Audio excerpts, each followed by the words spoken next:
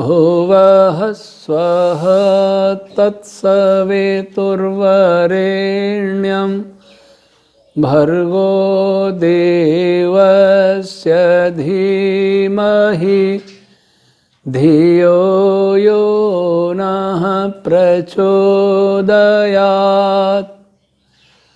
ॐ सहनाववतु सहनौ भुनक्तु सह वीर्यं करवावहै तेजस्विनावधीतमस्तु मा विद्विषावहै। ॐ शान्ति शान्ति शान्तिः।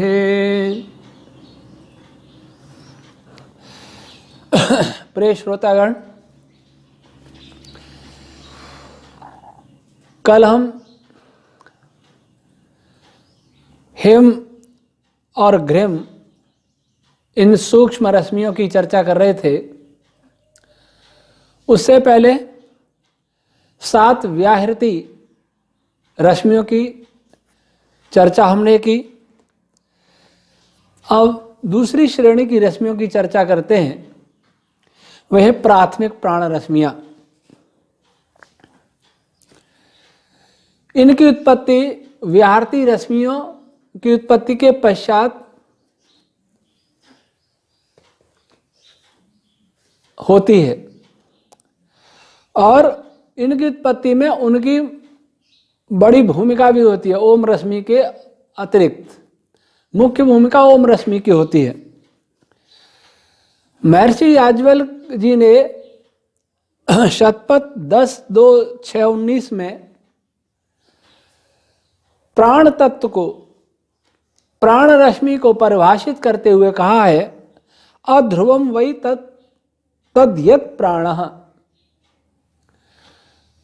अर्थात ये प्राण तत्व है, ये कभी स्थिर नहीं रहता, सदैव चलता रहता है।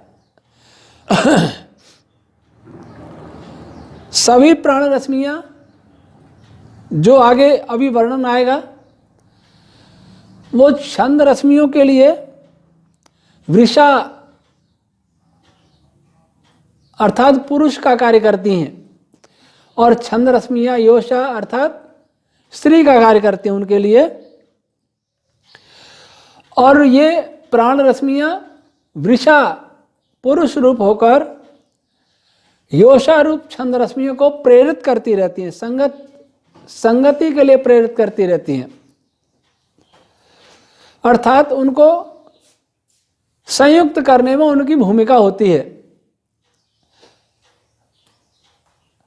सभी प्राण रश्मियां भी, जैसे हम अक्षरों की चर्चा कर रहे थे, उसी प्रकार से अक्षरों के समुदाय रूप में होती हैं। कोई भी रश्मि इस ब्रह्मांड में, इस सृष्टि में कभी ऐसी नहीं हो सकती जो बिना अक्षरों के निर्मित हो जाए। और जो रश्मियां हम देखते हैं, जो अव्यक्त ध्वनियां हैं, उस विषय में मेरा अपना मत यह है कि कोई भी वाक्य, कोई भी ध्वनि बिना अक्षर के नहीं बन सकती। और जो ऐसी ध्वनियां हैं, पक्षियों के बोलने की आवाज है, खटपट दूसरी आवाजें हैं, वो मेरा मत ये उसमें यह है कि वे भी अक्षरों से उत्पन्न होती हैं, छंद रश्मियों से उत्पन्न होती हैं, लेकिन वे कुछ इस प्रकार से उलझी हुई उत्पन्न होती हैं कि उनके अक्षरों छंदों को हम पृथक पृथक अनुभव नहीं कर सकते, उनको जान नहीं सकते। जैसे एक धागा है और उस धागे को इस प्रकार से उलझा दिया जाए कि यही पता नहीं लगे कि धागे का किनारा कहाँ है, वैसे ही कुछ स्थिति उन ध्वनियों की बनती है जो अव्यक्त ध्वनियां होती हैं। प्राण रश्मियों के बारे में ऐत्रेय ब्राह्मण के दूसरी पंचका के 29वें खंड में विस्तार से दिया है कि कौन कौन सी रश्मि किन किन अक्षरों से बनती है। प्राण तत्व जिसमें ये प्राथमिक प्राण रश्मियां सम्मिलित हैं के विषय में ऋषियों ने कहा है मनसा ही प्राणो धृतः। काठक संहिता 27:1, कपिष्ठ संहिता 42:1। मन के द्वारा ही इस प्राण तत्व को धारण किया हुआ है। मन रूपी महासागर में ये रश्मियां तरंगों के रूप में उत्पन्न होती रहती हैं। सागर की कोई सतह है, मन की कोई सतह नहीं है, उसके अंदर ये वाइब्रेट होती रहती हैं। कहेंगे कैसे वाइब्रेट होती हैं, क्या खाली सन? हाँ, मन को एक रस नहीं कह सकते, प्रकृति एक रस अवश्य है। तो जैसे लहरों को पानी धारण करता है समुद्र का, तालाब का, वैसे ही मन उन सभी स्पंदनों को, प्राण तत्व को धारण किए रहता है। और ये प्राण रश्मियों को हम तालाब में पत्थर फेंकेंगे तो उससे लहरें उत्पन्न होंगी, हवा से लहरें उत्पन्न होंगी, तूफान आएगा तो बहुत बड़ी लहरें उत्पन्न होंगी, सुनामी आएगी तो और बड़ी लहरें उत्पन्न होंगी। लेकिन मन में ये लहरें कौन उत्पन्न कर रहा है? मन में पहले जो छोटी लहरें उत्पन्न हो चुकी हैं और उनका मूल कारण काल तत्व है और उसका भी मूल कारण ईश्वर है, तो उसकी मूल प्रेरणा से विभिन्न बीच में चरण आते हुए ये प्राण रश्मियों रूपी लहरें उत्पन्न होती हैं। भगवान जैमिनी कहते हैं, जैमिनी ब्राह्मण में 1:16 में मनोवा अनुप्राणा, ये प्राण हैं वो मन के अनुगामी होते हैं। जहां जहां मन है वहां वहां प्राण हैं क्योंकि प्राण मन में ही उत्पन्न होते हैं, उसी के द्वारा धारण किए जाते हैं, इसलिए वो उसके अनुगामी होंगे ही। तालाब में लहरें उत्पन्न होती हैं, जल की अनुगामी नहीं होती हैं, और जहां तालाब का किनारा आता है जल समाप्त हो जाता है, लहरें भी समाप्त हो जाती हैं। इधर महर्षि याज्ञवल्क्य महाराज शतपथ 14:3 में कहते हैं मनो वै प्राणानाम अधिपति मनसि सर्वे प्राणा प्रतिष्ठिता। मन जो है प्राणों का अधिपति है, मन प्राणों का नियंत्रक है और मन में ही सभी प्राण प्रतिष्ठित हैं। मन में ही उत्पन्न हो रहे हैं, मन ही अधिपति है। वे प्राणों की लहरें मन के अंदर और लहरों के अंदर भी मन, तो मन हुआ उनका अधिपति और मन ही उनको प्रेरित कर रहा है काल तत्व के द्वारा, और अंत में ईश्वर के द्वारा, और उसी में सभी प्रतिष्ठित हैं। फिर महर्षि जैमिनी जी ने जैमिनी ब्राह्मण 3:377 में लिखा एषा हीदम देवता सर्वं प्राणयत तद यत प्राणयत तस्मात् प्राणः। इस तत्व को, इन रश्मियों को प्राण क्यों कहा? ऐसा देवता, इसी देव, यही देव इदम सर्वम, संपूर्ण सृष्टि को प्राण देता है, बल देता है, उसको गति देता है, इसलिए इस तत्व को प्राण कहते हैं। ये प्राण की एक सामान्य परिभाषा है। इस परिभाषा के अनुसार भू भुव स्व जो रश्मियां थी वे भी प्राण हैं, ओम रश्मि भी प्राण है, काल भी प्राण है। ये हम काल के विषय में जब चर्चा की थी तब इस बात को कह चुके थे। और मन भी प्राण है और ईश्वर भी प्राण है। प्राण सूक्त में ईश्वर को प्राण कहा है क्योंकि वही मूलतः सबका प्राण है। सबको गति देता है, सबको बल देता है, सभी को सब कुछ देता है, वह जगत का प्राण है, जगत का जीवन है।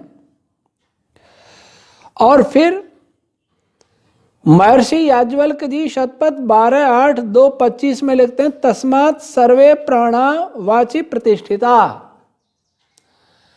अब तक मन की बात चल रही थी, अब ये कहने लगे कि सभी प्राण रश्मियां वाक तत्व में प्रतिष्ठित हैं।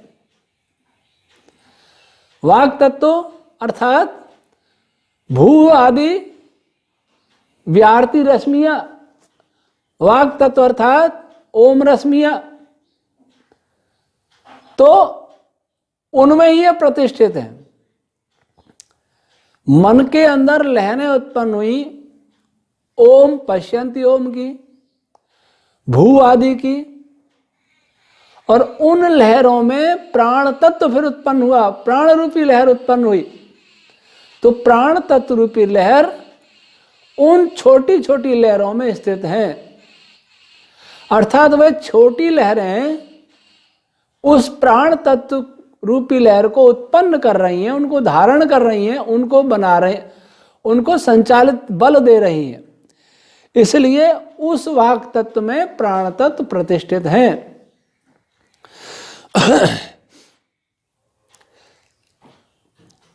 काश कृष्ण शतपथ 3.1.4.2 ये ब्राह्मण उद्धार कोश से उद्धृत किया है। प्राण एव रज्जु प्राणेन ही मनसश्च मनश्च वाक्चाभिहिते। प्राण ही रज्जु है, रस्सी के समान है, रश्मि के समान है।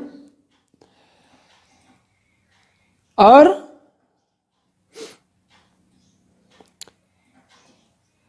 मन और वाक ये भी प्राण तत्व से कहे, ये भी प्राण तत्व के ही रूप हैं। ये हमने अभी बता दिया। तो रश्मि के समान, रस्सी के समान अर्थात सबको बांधे हैं, सबको नियंत्रित करते हैं। और फिर आगे कहा, महर्षि तित्र ने तैत्तिरीय ब्राह्मण में 3.2.5.2 में प्राणा रश्मयः, प्राण रश्मि रूप होते हैं, वाइब्रेशन के रूप में होते हैं, तरंग रूप में होते हैं। और रश्मि का निर्वचन किया महर्षि यास्क जी ने, रश्मिर यमनात्, जो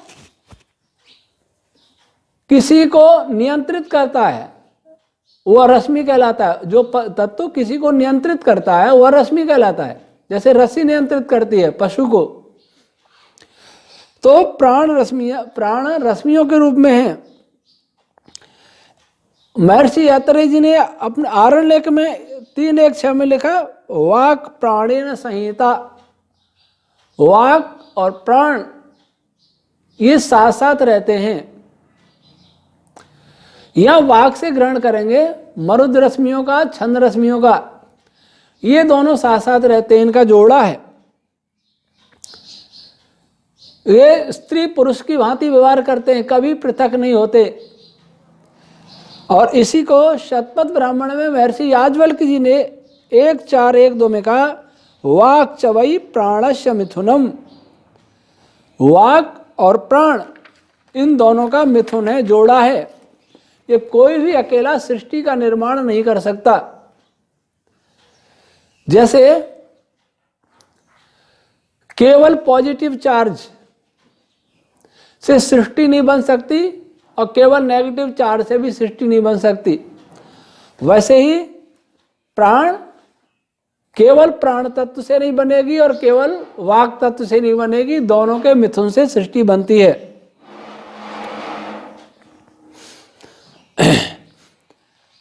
अब महर्षि व्यास जी ब्रह्मसूत्र 2.4.5 और 2.4.14 में क्या लिखते हैं, ये प्राथमिक प्राण रश्मियां हैं, इनमें क्या विशेषता है, ये अलग अलग प्रकार की कैसे होती हैं। तो लिखते हैं, सप्त गतेर विशेषित्वाच्च, 7 प्रकार की गतियों के कारण प्राण 7 प्रकार के होते हैं। वैसे प्राण 11 हैं, लेकिन मुख्य 7 हैं। महर्षि दयानंद जी ने जहाँ 7 प्राण आए हैं वहाँ मुख्य माना है प्राण, अपान, व्यान, उदान, समान, धनंजय और सूत्ररत्न वायु। तो इनमें अंतर क्या है? अंतर इनकी गतियों के प्रकार हैं। 7 प्रकार की गतियां, 7 प्रकार की लहरें उठती हैं, उनकी गति पृथक पृथक होती है, उसके कारण ही प्राण 7 कहलाए। और 11 प्रकार की गति इसलिए 11 प्रकार के कहलाए। वस्तुतः मूल तत्व तो एक ही है और गति के कारण उनके गुण भी बदल जाते हैं। जैसे वर्तमान भौतिकी यह मानती है कि इलेक्ट्रोमैग्नेटिक वेव्स एक ही है, उसकी फ्रीक्वेंसी के कारण, फ्रीक्वेंसी के अंतर के कारण वही रेडियो वेव है, वही एक्सरे है, वही गामा है, वही विजिबल लाइट का रूप है, वही इंफ्रारेड है, सभी उसी में से उसी के रूप है, केवल फ्रीक्वेंसी का अंतर है। वैसे ही महर्षि व्यास जी महाराज कहते हैं कि सभी प्राण एक हैं, लेकिन उनकी गति पृथक पृथक होने के कारण वे अलग अलग प्रकार का व्यवहार करते हैं, अलग अलग प्रकार के गुण दर्शाते हैं। और लिखते हैं ज्योतिराद्यधिष्ठानम, ये सभी प्राण रश्मियां ज्योति अर्थात विद्युत और प्रकाश का मूल कारण है, अधिष्ठान है। इस सृष्टि में जहां भी विद्युत है वह प्राण तत्व है और प्राण तत्व के कारण ही वह विद्युत है। प्राण तत्व के कारण ही इलेक्ट्रिक चार्ज ठहरा हुआ है, प्राण तत्व के कारण ही इलेक्ट्रिक चार्ज उत्पन्न होता है। तो ये प्राण के विषय में जब 7 प्रकार के, वैसे प्राथमिक प्राण 11 प्रकार के प्राण, अपान, व्यान, उदान, समान, नाग, कूर्म, कृकल, देवदत्त, धनंजय और 11वां सूत्रात्मा वायु। 12 कहेंगे तो मन भी आ जाता है उसमें। जहां प्राणों की संख्या 7 दी है तो 7 दी है तो प्राण, अपान, व्यान, उदान, समान, देवदत्त, धनंजय और सूत्रात्मा वायु। और जहां प्राण 3-5 दिए हैं तो प्राण, अपान, व्यान, उदान, समान। और जहां प्राणों की संख्या 3 दी हो तो प्राण, अपान और व्यान।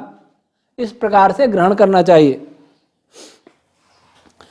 प्राण रश्मियों के विषय में ऐत्रेय ब्राह्मण के पहली पंचिका का 11वां खंड, चौथी पंचिका का 3रा खंड, चौथी पंचिका का 23वां खंड और 5वीं पंचिका का 31वां खंड पढ़ना चाहिए। या हम सब कुछ यहाँ नहीं लिख सकते क्योंकि पूर्व पीठिका है, प्रीफेस है, और प्रीफेस में ये सरल रूप में हमने यहाँ कुछ बातों को विषय अनुसार स्पष्ट करने का प्रयास किया है। पूरा अध्ययन जब तक नहीं होगा ग्रंथ का तब तक किसी पदार्थ का पूर्ण स्वरूप का हमें बोध नहीं हो पाएगा। और इनकी उत्पत्ति के लिए पंचिका 2 29 खंड में ये पढ़ना चाहिए। मनस्तत्व में जो ओम रश्मि के द्वारा जो स्पंदन है उनकी तीव्रता और गति और स्वभाव आदि के भेद से एक ही प्राण तत्व के बहुत सारे रूप हैं, 11 रूप। हम 11 रूप की यहाँ चर्चा करेंगे। अब सबसे पहला प्राण क्या है? भू भुव स्व हिम घ्रीम ये सब उत्पन्न हो गई। अब प्राण तत्व के रूप में जिनको प्राथमिक प्राण कहा है उसमें सबसे पहला प्राण किसको कहेंगे? सबसे पहला कौन सा उत्पन्न होता है? वो है सूत्रात्मा वायु। महर्षि दयानंद जी ने अपने यजुर्वेद भाष्य 1732 के भाष्य में गंधर्व शब्द का अर्थ सूत्रात्मा वायु किया है और उसकी उत्पत्ति अन्य 10 प्राणों से पूर्व होती है ऐसा लिखा है। और हमने भी इसी कारण सूत्रात्मा वायु का ग्रहण पहले किया है उत्पत्ति के क्रम में। उन्होंने ऋग्वेद भाष्य 6:21-9 और यजुर्वेद भाष्य 27-25 के भावार्थ में सूत्रात्मक वायु के लिए एक विशेषण प्रयोग किया सर्वधर्म, और ऋग्वेद भाष्य 5:46-3 में पालकम, ये 2 विशेषणों का प्रयोग किया है। सर्वधर्म अर्थात यह सूत्रात्मक वायु अन्य 10 प्राण रश्मियों को धारण करने वाला है, उनका आधार है और उनका पालन करने वाला भी है, उनको निरंतर बल प्रदान करने वाला भी है। और शास्त्रों में कहीं कहीं आत्मा शब्द का ग्रहण है, तो आत्मा शब्द का अर्थ परमात्मा और जीवात्मा भी आते हैं प्रयोग में। और चेतन की चर्चा चल रही हो, प्रकरण चेतन का चल रहा हो, तो वहां आत्मा और आत्मा से परमात्मा और जीवात्मा का ग्रहण करना चाहिए। उसमें भी सर्वज्ञता, सर्वव्यापकता, सर्वशक्तिमत्ता ऐसी चर्चा हो तो परमेश्वर का ग्रहण करना चाहिए। और एकदेशी अल्पज्ञ अल्पशक्ति वाला चेतन ऐसी चर्चा हो तो जीवात्मा का ग्रहण करना चाहिए। लेकिन अगर वहां जड़त्व आदि गुण ही हो, चेतन का प्रसंग न हो, तो वहां आत्मा से सूत्रात्मा वायु का ही ग्रहण करना चाहिए। इस विषय में मैत्राणी संहिता 3:8-4 और कपिष्ठ संहिता 38:6 में कहा आत्मा वही देव यजनम। और कौशिक की ब्राह्मण 17:7 एवं तैतरी आरण्यक 10:64-1 में आत्मा यजमानः। इन वचनों से संकेत मिलता है कि सूत्रात्मक वायु विभिन्न प्राण रश्मि रूपी देवों का यजन कराने में सर्वोपरि भूमिका निभाती हैं, उनको जोड़ने में। और ओम रश्मि के पश्चात संपूर्ण सृष्टि में सर्वोच्च भूमिका इन्हीं की होती है, रश्मियों को कणों को बांधने में। जो हिम रश्मि की हमने चर्चा की, हिम रश्मि 2 रश्मियों को इस प्रकार जोड़ती है अवश्य है। एक रश्मि ये है, एक रश्मि ये है, बीच में हिम रश्मि आ जाएगी, ये जॉइंट हो जाएंगी। लेकिन ऐसी जॉइंट हुई बहुत सारी रश्मियों को मिलाने में सूत्रात्मक वायु की भूमिका होती है, जो ओम रश्मि से ही सीधी प्रेरित होती है। ओम रश्मि सूत्रात्मक वायु में व्याप्त होकर इस संपूर्ण ब्रह्मांड को बांधती है। और व्यापकता की दृष्टि से देखें तो ओम रश्मि के पश्चात सबसे व्यापक कोई प्राण रश्मि है तो सूत्रात्मक वायु है। इसका नाम ही है। यह सूत्रात्मा, यह सूत्र रूप में धागे के समान सर्वत्र व्यापक होकर के सबको सिलाई करती है। सबको जैसे कपड़े को कैसे सिलते हैं, वैसे सूत्रात्मक वायु की सूक्ष्म सूक्ष्म रश्मियां संपूर्ण रश्मियों को सिले रहती हैं, सिए रहती हैं, बांधे रहती हैं। और इस प्रकार सूत्रात्मक वायु एक जाल के समान है।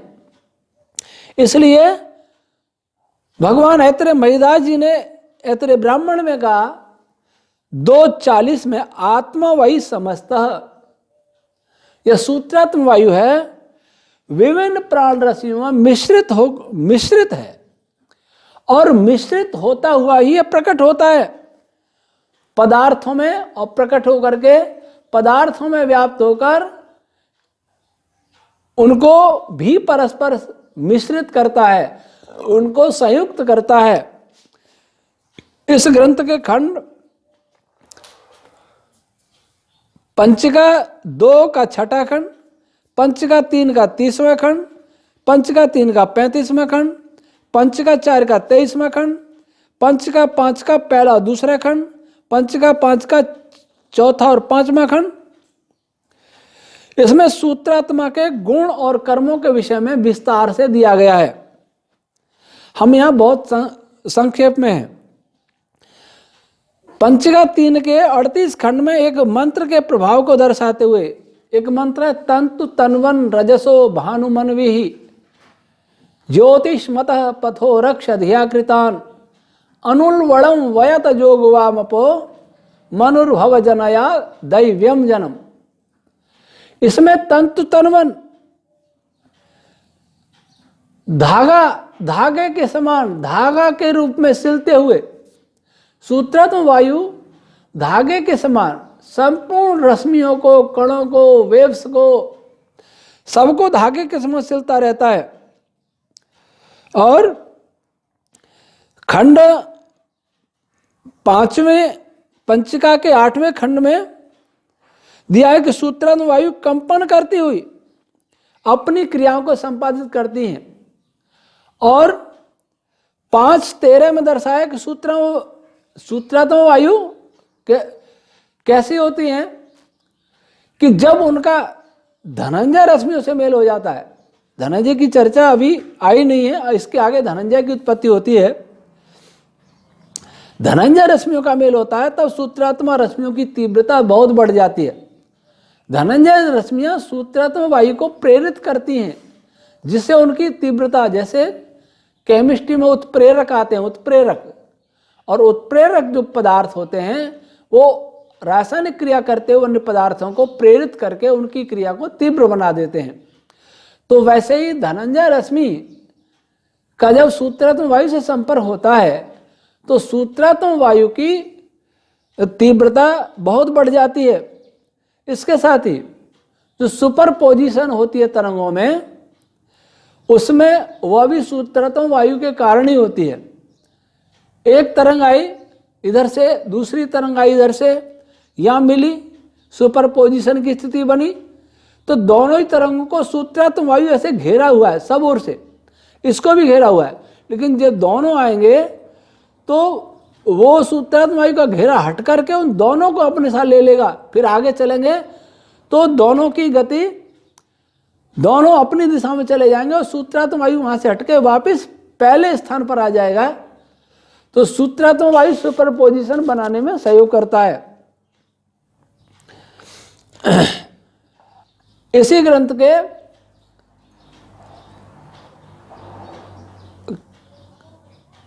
पंचिका 5 खंड 25 में बताया कि सभी बलों के पीछे इनकी भूमिका अनिवार्य है, चाहे इलेक्ट्रोमैग्नेटिक फोर्स हो, चाहे ग्रेविटेशनल फोर्स हो, स्ट्रांग फोर्स हो, वीक फोर्स हो, अथवा हमारे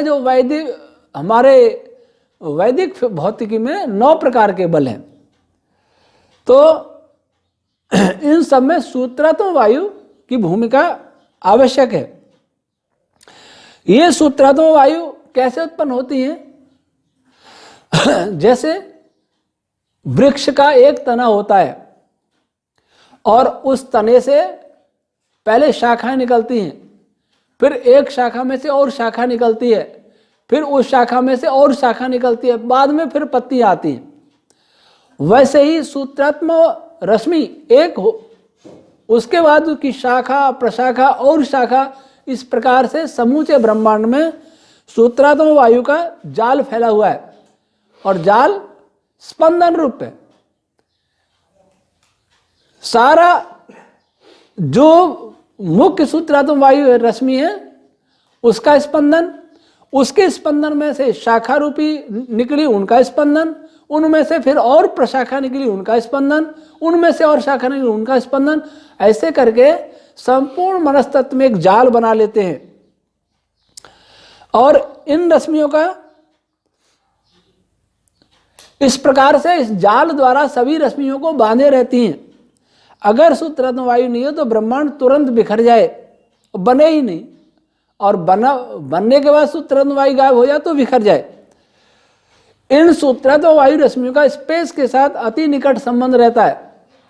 यह ध्यान रहे कि स्पेस अभी बना नहीं है, स्पेस के बनने में भी सूत्रात्मक वायु की भूमिका रहती है, और स्पेस के जो कंटेंट्स हैं उसमें सूत्रात्मक वायु भी एक कंटेंट है। क्योंकि सूत्रात्मक वायु बांधने का कार्य करती है, इसलिए किसी पदार्थ को आकार प्रदान करने में, शेप प्रदान करने में अनिवार्य भूमिका इनकी रहती है। और जब सूत्रात्मक वायु अधिक सक्रिय होती हैं ब्रह्मांड की उत्पत्ति में, जब ब्रह्मांड की उत्पत्ति हो रही है उस प्रक्रिया में सबसे अधिक प्रधानता जब इनकी होती है, तो उस समय क्या क्या प्रभाव होते हैं, क्या क्या प्रोसेस होती हैं उस समय, ये प्रोसेस उस समय की बात है जब कोई फंडामेंटल पार्टिकल नहीं बने थे, वेव्स भी नहीं बनी थी। वेव्स मीन्स ये वर्तमान में जानी जाने वाली वेव्स, इलेक्ट्रोमैग्नेटिक आदि। तो उसके विषय में इस ग्रंथ के 5वीं पंचिका के 9 और 10 खंड को देखना होगा। तो संक्षेप में सूत्रात्म वायु का विषय समाप्त होता है। शेष चर्चा कल। ओम शम।